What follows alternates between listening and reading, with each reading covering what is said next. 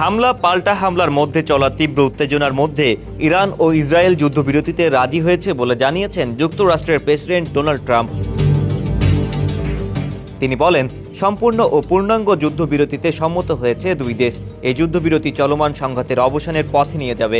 সংবাদ মাধ্যম আল জাজিরার বরাতে জানা যায়, আগামী 24 ঘন্টার মধ্যে ইসরায়েল এবং ইরানের মধ্যে একটি যুদ্ধবিরতি কার্যকর হবে। তবে ইরান জানিয়েছে তারা এখনও যুদ্ধবিরতির কোনো প্রস্তাব পায়নি এবং তাদের কাছে এমন কোনো প্রস্তাবের প্রয়োজনও নেই। তেহরানের এক শীর্ষ সরকারি কর্মকর্তা সিএনএনকে এ কথা জানিয়েছেন। ওই কর্মকর্তা বলেছেন, ইসরায়েল ও যুক্তরাষ্ট্রের বক্তব্য আমাদের কাছে প্রতারণার অংশ। এর মাধ্যমে তারা ইরানে হামলার যুক্তি দাঁড় করাতে চায়। এই মুহূর্তে শত্রুপক্ষ ইরানের ওপর আগ্রাসন চালাচ্ছে, আর ইরান প্রতিশোধমূলক হামলা আরও জোরদার করার চূড়ান্ত পর্যায়ে। আমরা শত্রুর মিথ্যা কথায় কান দিচ্ছি না। ইসরায়েলের পক্ষ থেকে এখনও যুদ্ধবিরতির বিষয়টি নিশ্চিত করা হয়নি। যুদ্ধবিরতির বিষয়ে সামাজিক মাধ্যমে দেওয়া এক ঘোষণায় ডোনাল্ড ট্রাম্প জানিয়েছেন, ইসরায়েল ও ইরান একটি সম্পূর্ণ ও সর্বাত্মক যুদ্ধবিরতিতে সম্মত হয়েছে।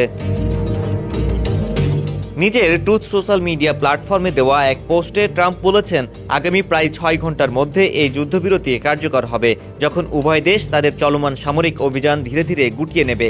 এই যুদ্ধকে 12 দিনের যুদ্ধ বলে নাম দিয়েছেন ডোনাল্ড ট্রাম্প। বান্ডেল থাকলে প্রতি সেনমানিতে টাকা বাঁচবে। বিকাশ সেনমানি বান্ডেল কিনে জিতুন প্রতি লেনদেনে। ট্রাম্পের ঘোষণায় ধীরে ধীরে উভয় দেশের বৈরিতার অবসানের কথা বলা হয়েছে।